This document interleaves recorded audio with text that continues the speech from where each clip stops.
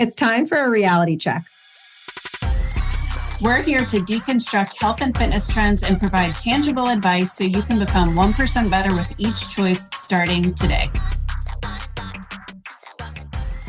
Welcome back to Reality Check. We are your hosts, Jess and Jill, and today we have a guest, and I feel like we haven't had a guest in several weeks, so we were due, but it is a special guest today because it's one of our very own, and we have Coach Talia with us, and she is a recent addition to Fueled, and she's certainly not new to coaching, and obviously we'll let her give some background on just her experience and what she does and her credentials in the field, but she has been it's funny. We were actually just, Jesse and I were singing her praises and we were telling her how much we love her earlier, but she's been such a wonderful addition to just Fueled and our mission and what we do and what we aim to do and help women with. So we'll just ask her some questions so you guys can get to know her a little bit better and let her give you guys some insight. So Talia, give us a rundown on just like your experience. I know that it's funny. I posted on this like job board and I was like, I just know there's a gem in this group somewhere. And here comes Talia, just this little our gem. But give us a rundown on just obviously all of your education, all of your experience, and kind of what led you to the point of like wanting to jump into this space and coach.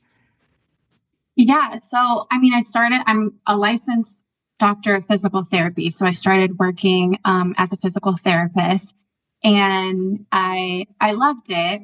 Although as I started, getting my hands dirty a little bit more and working with more people, I just felt like there was a subset of people that I couldn't help. And they were obviously in pain, they were inflamed, they weren't feeling good, but it just didn't have to do with what I was doing as a physical therapist. And I saw them just being kind of tossed around in the medical system. And so that really bothered me. And then I felt like I had gone through my own health issues. I've always been someone who has been in the health and wellness space. And so I always thought I was living optimally until I started struggling with my own health issues. It's really even hard to remember all the things that I felt because I feel so different now. But hair loss, bloating. I never was like, super big, but I just felt like I was working out and I didn't look how the effort that I was putting into working out. And I was putting so much work. I was working out 6 days a week and I was, eating clean and doing all the things. And I just started, and I've always been a type A person where I'm very motivated. And there just came a point where I didn't want to get out of bed. Like if you would let me sleep all day, I would. I had no motivation. I guess you could say I was depressed. I knew something wasn't right. And so that's when, I went to the doctor. I was told everything looks fine. Do you want birth control? Do you want, I don't even remember the things I was offered, but it just didn't feel right. So I ended up hiring my own functional medicine coach. And I went through a few different coaches because, you have to vet some people, but I started feeling better and then I got really interested and I was like, this is the missing link. And so that's kind of where I transitioned. Then I worked kind of by myself on the side gig. And then I realized I need community. I need to work alongside like other smart, like badass women who want the same things that I want. And so then that's when I hopped on Fueled. And I love that you guys love that I'm a physical therapist because I had been applying to work with other people for a while now, probably over a year. And the feedback I kept getting was, well, you're a physical therapist. Well, you're a physical therapist. And I was like, so? And we're like another tool to add to our toolbox to help clients. How cool. Yeah. It's been incredible having you. And like all of us have different backgrounds, I guess. And we have a few trainers who have been in-person trainers for a while. We have some who have worked a little bit with corrective exercise and stuff. But man, to be able to escalate an issue and say, okay, here's the things we've tried. Talia, go ahead. What would you have this person do? And really be able to help the whole person is just so incredible. And that's even aside from all of your functional and hormonal knowledge that you bring to the table. So it's been really a pleasure having you on our team. So I'm going to ask you for your own, and I don't know if you can recall, from your own journey with your feeling off and not getting the answers, and then finally working with somebody who was really good with functional nutrition and functional medicine, so to speak. How long do you think that it took to get you feeling back to healthy and back to yourself? And I'm leading you in this question because I think a lot of women see our posts on social media and think, oh, she felt terrible. And then she did this functional protocol and boom, now she lost weight and looks awesome. And it's like, this is not like a 4-week program to get you feeling back to normal, right? It's like, it usually takes a long time. So I'm curious, what's your take on that? Gosh, I don't know, probably 2 years, if not more. I mean, even now, I can still tell when things are going haywire, and then I have to reflect and be like, okay, what am I doing that maybe I used to do in the past that didn't help me? Because I mean, we are hardwired to be who we, especially if you grew up living a certain way, believing a certain thing, it's very easy to slip back into your old habits. And so when things start feeling off, I have to really think, okay, what am I slipping back into? So I think it's a lifelong process. But yeah, to like really heal, I would say probably like 2 years. And then, there's always fine tuning. Yeah. That's Yeah. No, I think great. that's awesome perspective. Yeah, that's kind of what I share. I think so many people think like, especially when you're a coach, like whether it's physique or whether it's functional or whether it's like holistic or any of these like different like areas that somebody's focusing on. I feel like so often people think you just like, you get to a point where you just like make it one day and you don't have problems and you don't have weight struggles and you manage stress perfectly, right? Like everyone thinks everything just like falls into place. And I'm like, no, what my job as a coach is like, yes, I want you to get results and I want you to maintain them forever, whether it's like health, physique, anything, but life is still gonna life. Like I'm going through a really stressful period.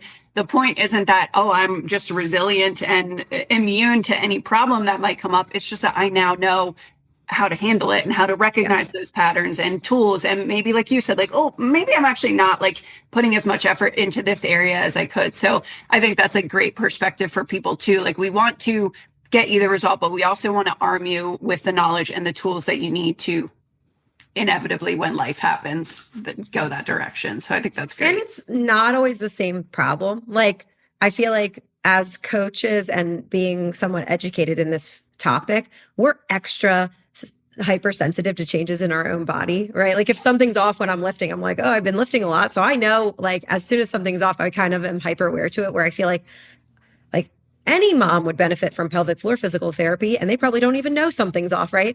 I think in the same way with our gut or with our hormones or whatever, it's not always the same issue that is reoccurring either. Like I was excited to have healed my gut from a gnarly H. pylori overgrowth a couple of years ago, and I ended up not feeling bloated. I could reintroduce like beans and stuff I used to not even be able to eat because I would just bloat so much. And I was like, oh, I feel great. I literally went to Mexico like 3 weeks ago, and I came back like with the worst traveler's diarrhea of my life. Like it was awful. And I'm so pissed off because I fixed myself, right? Well, it was really cool because I'm like, okay, I know what killer to take. I know how to get rid of it. I know how to kind of like replenish. And now I'm taking L-glutamine and I'm trying to kind of like heal my gut lining after this little thing. But it was a different gut issue this second time, right? So I think, like Jill was saying, if she's going through a stressful life season right now, stress can be a major contributor to gut permeability issues. And I think sometimes clients will be like, but I thought we fixed it. I did this 30-day protocol. Why isn't it just better? And it's like, well, we just went right back to that super stressful lifestyle. Or, well, we just reintroduced and dumped all these heavily processed foods right back into your gut. Maybe there still was some of that bacterial, like the bad overgrowth or whatever. And we just need to clean it up a little bit diet wise, right? So it's always making kind of tweaks as we go based on also how are your symptoms, right? Like we're not needing to test every single little thing if our habits and our lifestyle stuff isn't quite there yet. So anyway, I'm rambling, but yeah. So how you talked about kind of struggling in the conventional medicine model. As a physical therapist, were you able to work with your clients on some inflammatory protocols and stuff to help with pain management, or have you helped clients specifically with physical pain since getting into the functional space? Yeah. So when I was kind of having my own side business, I was still treating people like cash pay concierge physical therapy, and then also had my functional medicine biz. And when I tried as often as I could to combine the two. So if I had a patient who I was treating for musculoskeletal pain as a physical therapist, I would take into account, oh, you're also having gut issues. Oh, you're also, having really bad PMS issues. Let's take it from this lens because it could just be inflammation of the body. And that's why you're having these issues. And so there were times where I got to combine the two, and you would see people either get better way faster, or even their issue that was diagnosed as a musculoskeletal issue really wasn't. And it was just inflammation of their body. And just by addressing the inflammation and the gut issue, their pain was non existent anymore. So it was really cool to see that in action. Very, very cool. What do you think are some of the things that most people could do, or like some of the biggest rocks people could turn over when it comes to reducing systemic inflammation? I think it's hard because usually people are on different ends of the spectrum. And I think that's why there's so much information overload, because some people are talking to these people and some people are talking to these people. And I actually just had this conversation with a field client the other day, that I was like, there's people on two ends of the spectrum where they're trying to work out 6 or 7 days a week. And I'm like, bring it in. Like, we need to calm that down. And then there's people who I'm like, you need to go exercise and get off the couch and move your body. And so it's usually the answer somewhere in the middle. And so I think that's usually what I see is like as someone who has musculoskeletal pain. Often it's an overuse injury. Maybe they're overtraining, under eating, doing too much, and we need to reel in the inflammation from that way. Or there's someone who's not moving enough, maybe not eating so great, and we need to pull them over here a little bit. So. I genuinely, I think everything in like health coaching is like a spectrum, and it's sometimes, a lot of the times I feel like the beauty about coaching is, I think with clients, it's not like necessarily that they don't know any better. I think sometimes it's like you kind of pigeonhole yourself, and it's lack of like self-awareness, but again, it's not that they're naive. It's just sometimes you do one thing for so long that like you wholeheartedly believe, well, this is the right thing, and I'm checking these boxes. And it's like, no, we actually need to and I feel like a lot of times it's like we need to pull back on some things. But it's like never this like black and white answer, right? Like it's always like, hey, you're putting too many eggs in this basket, but like you're totally neglecting this one, right? Like it's always like a balancing act. So no, 100%. I think it's all genuinely like a spectrum. That's and it depends, right? Like some people go way too hard and they need to do less. Some people, it's like, oh, if you eat the cake, that's healthy because you've been restricting for so long, right? Same thing comes when we're just talking about general nutrition coaching. So I guess in terms, a lot of the people who are listening always want to hear, what are the tests that I should get? What test should I get? And usually we're like, well, how are you eating? Or are you moving your body? Are you sleeping? If you were like doing a full client journey from start to finish, what might that broadly look like? Obviously, every single person is going to have their own nuances, but in terms of what are you evaluating? What assessments or labs might you run if somebody is concerned about hormones, gut, thyroid, functional underlying things? And then what might that look like from like start to resolution? Yeah, I would say, the big thing is just taking kind of inventory of how they're living their day-to-day life anyways, because you can run the tests and you can run the protocols, but if you don't have the foundations in place, nothing's going to stick. So you can do the protocol, but are the gut issues going to come back? Yes, probably. Are the hormone issues, still going to be there? Yes. And a lot of times I can predict what your blood work and your gut test is going to look like based on how you're living and things like that. So it's really, I think you have to address the foundational stuff first, which is why I often recommend to people like, let's just address your foundational habit, lifestyle, first. And then if you're still having issues, let's do the test, because I can pretty much tell you that your progesterone is going to be low, your estrogen, like I already know these things. And so usually it starts with just addressing the foundational habit issues. And then if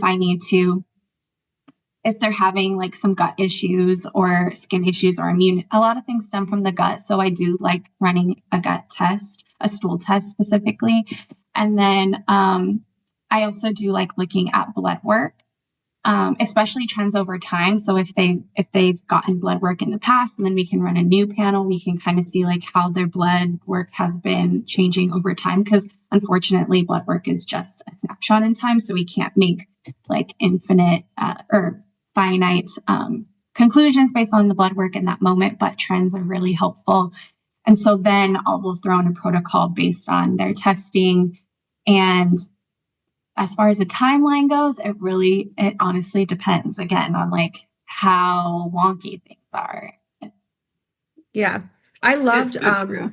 you've done a couple breakdowns on your Instagram of your Dutch test that you did. And I love seeing you walk people through that, because you're explaining like, here's the whys behind it. And here is like how your body metabolizes estrogen or progesterone or whatever, which I think gives a lot of really cool insight into like general hormone health. And I don't know, I think those tests are fascinating. And if somebody wants a baseline, it's like, okay, great. Then what are we doing with the information, right? If my cortisol's high, I know that from my Dutch test.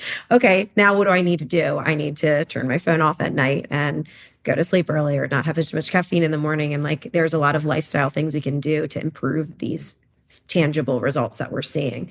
So it's not really as valuable to just have the information unless you're prepared to do something with the information, right? And if you have somebody like coaching and guiding you through, okay, what are the next steps to actually find the root cause? What created these issues? And now we have to kind of unwind that from a behavioral standpoint. Yeah, I think testing can also be, because I'm the kind of person that I mean, there is information overload anyways, but if someone just tells me like, you need to turn your phone off at 9 p.m., I'm like, huh, okay. But then when I see the science and the reasons why, and I see the graph and someone correlates it, I'm like, oh, okay, I need to turn my. Now I'm motivated to do it. Yeah. But like people just telling me, I just will nod my head. And so I think even just that feedback and that information and the science behind it can get a lot of just buy-in and like, oh, now I get it. Now I understand. Yeah. What do you think are some of the commonalities amongst some of your least successful client or patient cases and your most successful client or patient cases? Like, what are commonalities in the traits of those people? Because I think a lot of people think like they have to be all on and perfect all the time. And I don't know, my experience has somewhat been more so it's about their headspace and like, are they open to trying new things? And like, what are different traits that you see in the people who get awesome outcomes? Well, so I'll start with the people who don't get awesome outcomes. Great. And I think it's the people who, like you said, they don't come in willing to change their beliefs, because what you've been doing so far hasn't been working. And I've been that person, so I get it. And so I've worked with other coaches or other people in the wellness space, and they tend to be the most difficult because they already have these set beliefs, and it doesn't matter what I tell them, they're not going to do it. And they'll even nod their head and yes, and like I understand, but they just don't want to do it. And they're not going to, because they have this certain belief that this is the way it is. And that's the hardest part. So as long as someone's open and willing to change, and you don't have to be perfect at all, but you have the openness and you're willing to change your mind, or you're willing to try something different, even if you're like, Talia, I'm not really sure, but I'm going to believe you and try it. That is better than being someone who's like well-versed and knows everything, and now you're not going to change your mind. Because even myself, I've grown up in the wellness space, and I feel like my mind has changed so much, and I would not be the clinician or the person that I am today if I didn't change my mind. And I would still probably be sick if I didn't change my beliefs at all. So that's the big thing. No, love that so much. It comes back to like the spectrum thing, which I do feel like, having lived some of those hormonal things. It's funny. I just told Jess about something this morning. I can't remember what it was now, but migraines, that I had a migraine yesterday, and I like never had a migraine in my life. And I was like, oh my God, when clients have told me they have migraines and they're like debilitated, I can't eat, I can't sleep, I'm going to throw up, I can't work out. I was like, really? Like, is that what a migraine does? And I was like, humbled, because yeah, I literally couldn't function for the entire day. So it's like little things like that. Like, no, we don't have to like literally live every problem that anyone has, but obviously it helps being, just like having that historically, like some type of experience with that. I do think it makes you like a more well-rounded professional when you like have lived it. Jess shared about like GLP-1 stuff. Like I think her having that like that lived experience and knowing exactly what clients feel is so helpful. So yeah, anyway, I think that journey is like obviously so powerful for and me. It's fun having like I am obsessed with our team dynamic right now, because every single person has a different specialty area and background and stuff, and it's so cool because we're able to support our clients on a deeper level, where it's like, okay, I don't know, let me bring in this person, or let me bring in our RD for something that's like a mental health food relationship thing, or let me bring in this other person who does CrossFit stuff.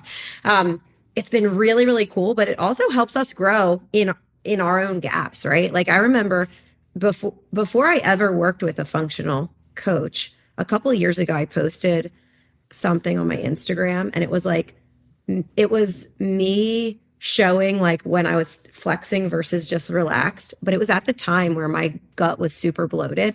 And Jill messaged me like I was saying basically like, just because the scale went up a couple of pounds doesn't mean you gain body fat, right? If so, I wouldn't be able to go like this, right?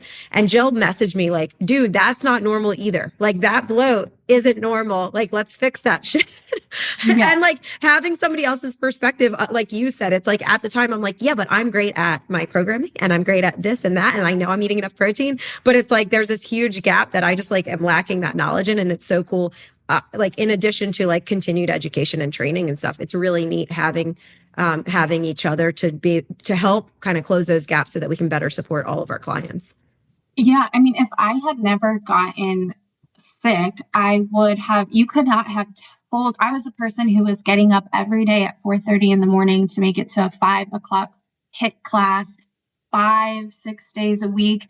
And you could not have told me that that was making me look inflamed and fluffy. Like I wasn't ever like super big, but my face was like swollen. Like my body looked swollen. When I look at pictures now, I'm like, I look swollen. And nobody could have told me that. And I was like, no, if you don't get up at 4:30, you're lazy, you're this, you're that. And you could not have convinced me. And I still see that messaging on social media too, where they're like, because that person hasn't personally experienced it. And if you haven't personally experienced it, yeah, you're not going to believe it. And maybe you have the most perfect genes and whatever, or maybe you are experiencing it and you don't even know that you don't feel that great. Because that's another thing I noticed, is that I didn't even know I wasn't feeling that great for the longest time until I got sick. But then once I started feeling good, I was like, I did have like a mild headache every day for like 5 years, or like brain fog, or just not. I was bloated after working, and I didn't even realize that I had these like little signs that I didn't listen to, and I pushed through, and then I got sick, and I was like, oh, okay. Yeah. Oh, there it is. Also, even if we don't experience it ourselves, like I've had moments like that with past clients where I think like, I'm going to give an example, because I was training in the gym full time and having a couple women who, one of them trained with her best friend, and her friend was like, she literally doesn't eat, like she barely eats, she restricts so much and she just can't lose weight. And in that place in my education at this point, I'm thinking, well, she probably just doesn't know how much she actually eats in terms of calories. Well, she actually ended up becoming a Fueled client. Like once I got certified in nutrition, I ended up someday working with Jill. She became a Fueled client. And when I saw her log, because I wasn't looking at people's food logs when I was in-person training, I only had so much time, right? When I saw her food log, I was like, oh my gosh, like this metabolic adaptation really is a thing for her, where she has spent so many years that her body is not losing, and she is really genuinely eating like 1,300 calories a day. And it took that for me to see in writing, to realize like, wow, a lot of people are miscalculating or not paying attention to what they're eating.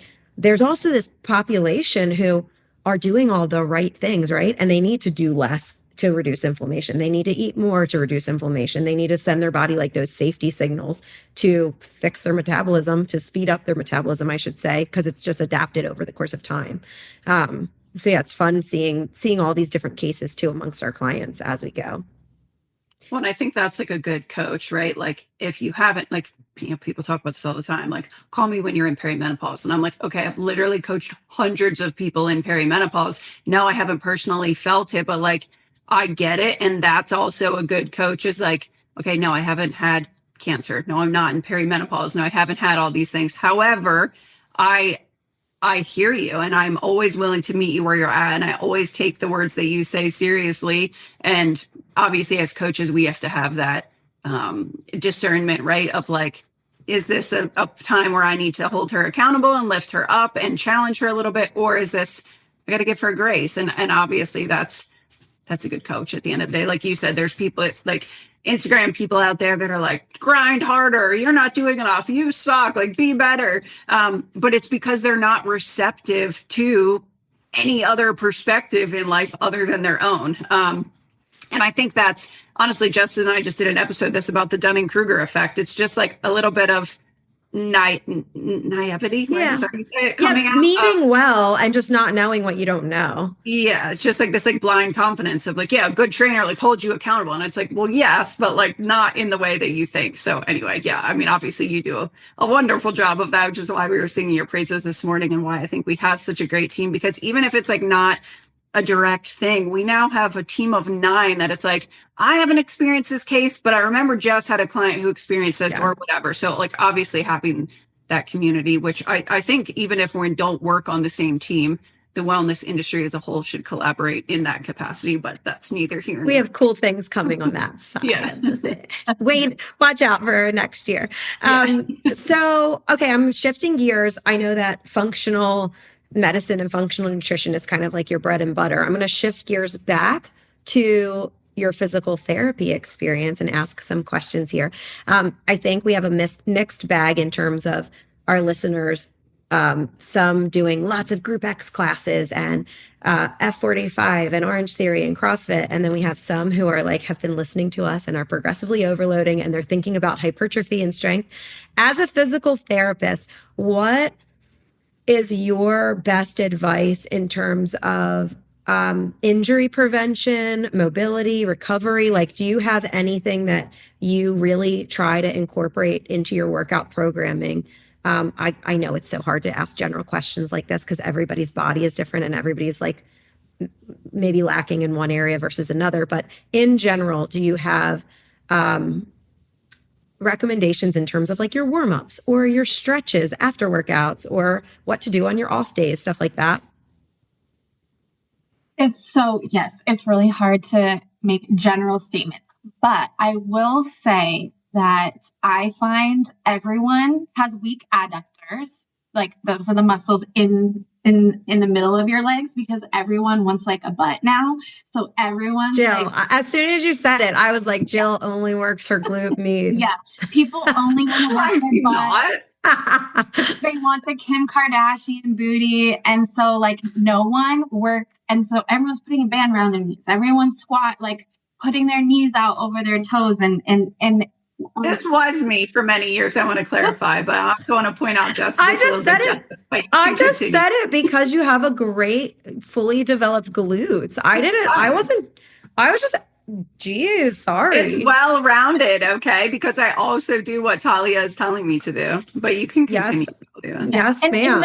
And this is and it bothers a lot of people when I tell them, because I'm like, you need to work the balancing side, your adductors. Everything, It's really important for pelvic control, and your pelvis moves, even though it doesn't move a ton, it moves during a squat, during a deadlift, and you have to have the control and the capacity to get into certain positions. And if you're dominant on like one side of the body versus the other, it can just affect obviously your mechanics, but also you can cheat it. People, especially women, we're really good at cheating moves because we're more flexible. And so it's hard to spot with your eye because we can cheat it really well because we have more flexibility initially. So hamstrings and adductors, I tend to see be weak on majority of people. So that's usually what I check when someone's having foot pain, knee pain, back pain, even neck pain sometimes. I'm like,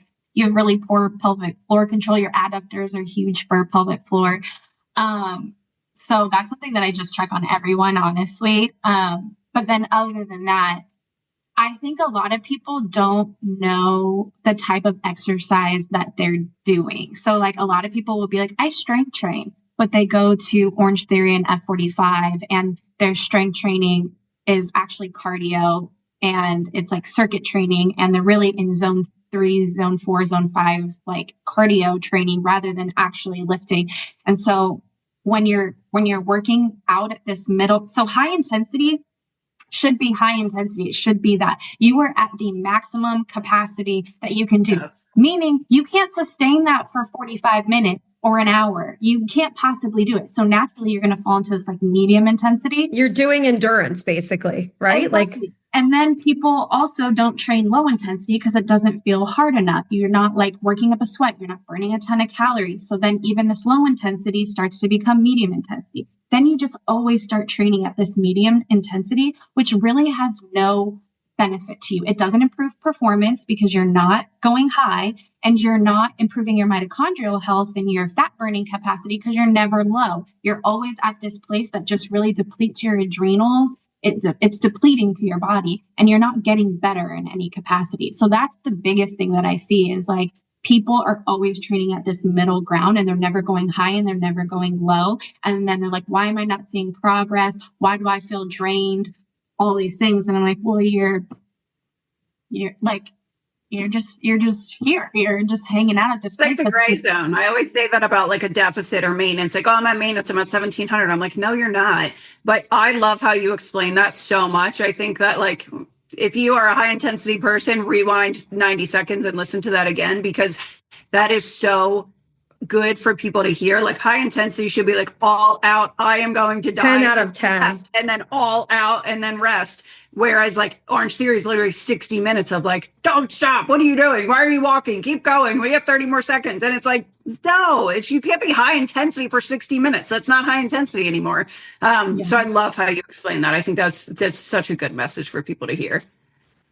Well, and like, and it's huge too, because you're not going to get better either. You're not, and that was a huge thing I saw in myself as I was never getting stronger. I was never able to run faster, longer, even though I was doing these crazy classes. And it's just because I was never like, it was never strategic. You're not, yeah. It's not a strategic thing. I was always just going hard, what I thought was hard, because I was doing it for 60 minutes and burning 400 plus calories. And I was like, feels like. Yeah. And you feel like it's a lot because the calories and you're sweaty. And like, I feel like that's a big shift for a lot of our clients where in the first few weeks, they're like, these exercises are way too easy. And I'm like, well, that means you're not going heavy enough then, or we're not connecting with that muscle enough, or maybe our range of motion isn't deep enough. Like, let's make that set hard. How are we going to make that set hard rather than thinking calories burned and how sweaty I am equates to effectiveness? It feels hard. That doesn't equal it being effective in terms of the way your body adapts. Yeah. And also you shouldn't leave a workout drained and like you can't finish the rest of your day because you're so exhausted. Like I used to think that was a good workout. I was like, oh my God, I'm so tired. Like, oh, I just want to go back to bed. No, you should leave your workout feeling energized. Yes, the exercises should be challenging and like you should be like, oh, I don't know if I could get another rep, but you shouldn't leave depleted. You should actually, like now when I work out, when I'm done working out, I'm like, I'm ready for the day. I have energy. Like I feel like refueled. Yeah. Well, re-energized, refueled. Yeah. And I'm like ready for the day rather than I remember leaving the workout and I would be like, oh my God, I still have a full day. No, I actually have a client. I did a check-in with her yesterday and, we're a couple, like 3 months, I think, into a deficit. She's actually just killing it. But summer has kind of like crept up on her and she's like, I'm so close to my goal, but I want to be smart about this, which like, I love her. And this is why we like always message things ahead of time. But she's like, I want to be smart. I know that I'm like creeping up to the end of my like capacity to be in this deficit and be consistent. And she's like, I also noticed the other day that after she's like, I did leg day earlier this week and it's been 3 days and I'm still like I'm sore. Like that wore me out. And I was like, okay, like this is good, right? These are like, recovery is really starting to dip. Like these are the things that we're looking for, that like, maybe it is time. So we literally instantly were like, reverse, let's go have fun. And she was like, yay, this is great. But I think that's important for people to understand that, like, muscle soreness is not like a correlation to like how hard or how effective your workout was. However, it is important to look at like recovery and any shifts in that. And if you're constantly just sore all the time, it doesn't mean that you're doing a great job and you're working harder than everyone. Like you're probably not eating enough, or you're not giving yourself enough recovery not sleeping time. enough. Yeah. Yeah. So it's just really cool. Correlation that obviously she made in her own head, which was a great sign that I was like, yeah, it's probably time that we call it. So anyway, Yeah, I think that was good that she noticed it. Yeah. Do you plan deload weeks for clients, or do you just kind of listen to their body signals and, hey, if we're starting to get achy, or if we work, or are you like, hey, if this client's consistent every 6 to 8 weeks, we're doing a week off or a week of yoga or slow. Do you incorporate anything like that intentionally, or is it all more case by case? Probably more case by case, but sometimes it naturally happens. Like someone has a vacation, or they do start feeling more sore or whatever, and we're like, okay, let's take a day out, or let's lower your weight for the week, or maybe let's just walk for the week. And so it's kind of more on a case by case basis.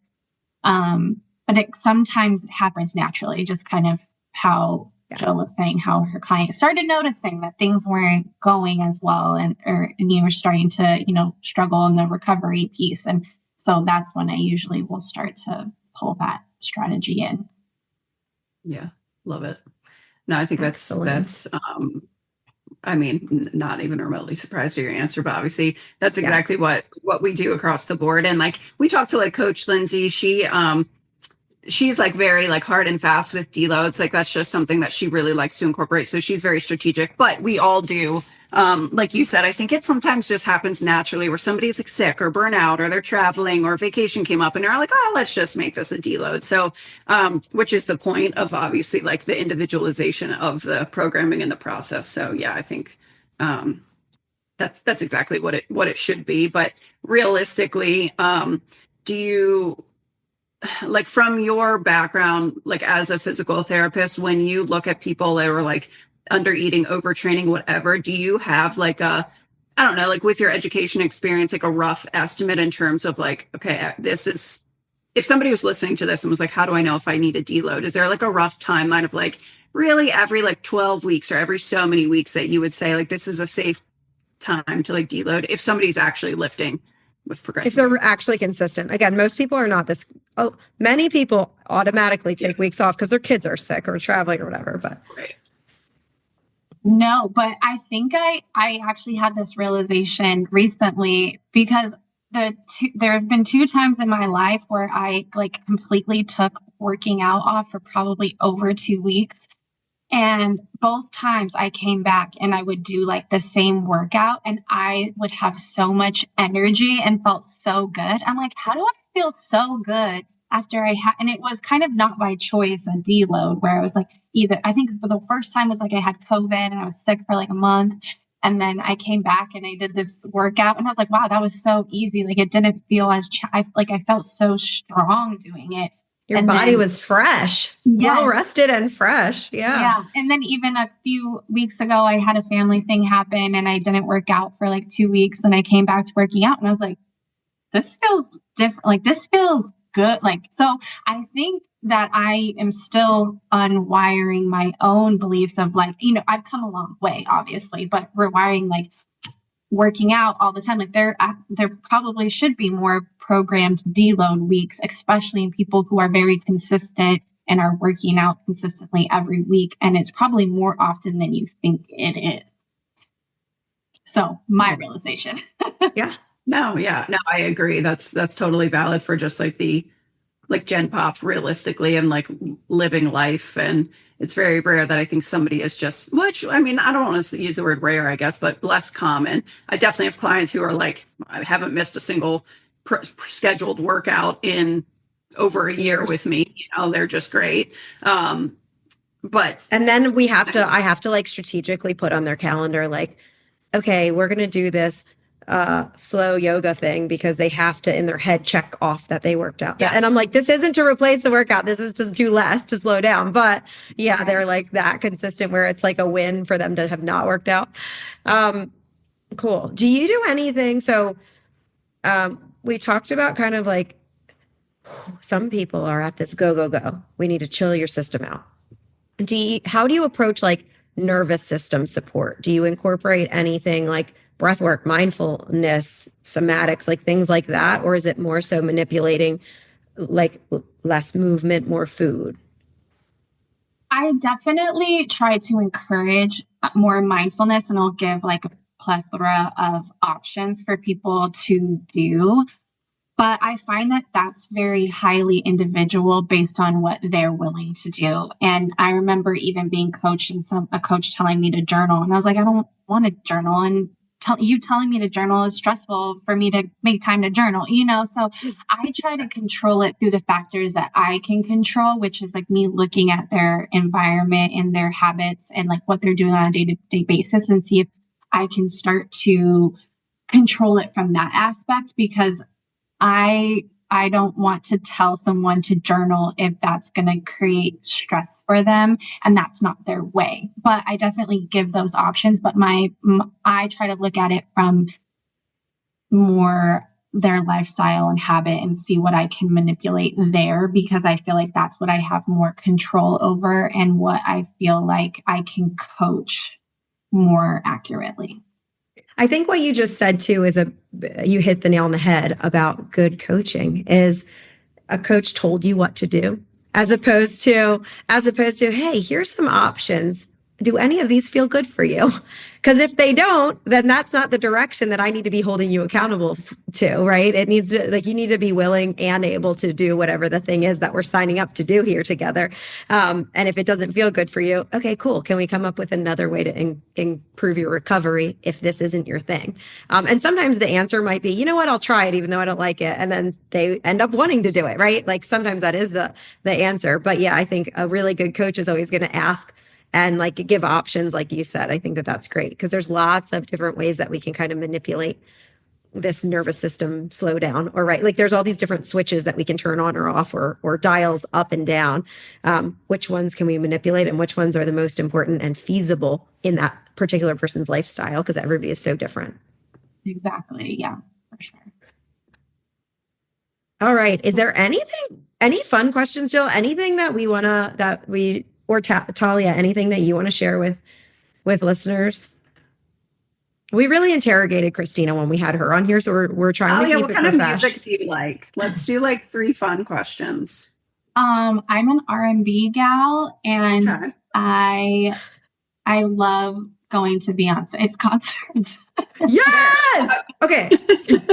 Listen, just when you applied, I don't even think that Jill had interviewed you yet. I just creeped on your Instagram, and the music that you chose for your reels, I was like, we have to hire her. And then there was like a picture of you at like, I don't know what kind of music festival, but you had like a cowboy hat on. About Beyonce. And I was like, was that a Cowboy Carter tour? Because Are we best friends?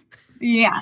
Yeah, Jess said that. I was like, please shut up. She was like, I haven't even talked to her yet, but like, yeah, it feels good. It feels right. I'm glad, because I put a lot of thought into the music that I put in my reels. And, when they it's funny because like the reels that I feel like are more educational don't ever get any like love. And then the reels that are like kind of goofy and whatever, like they get way more love.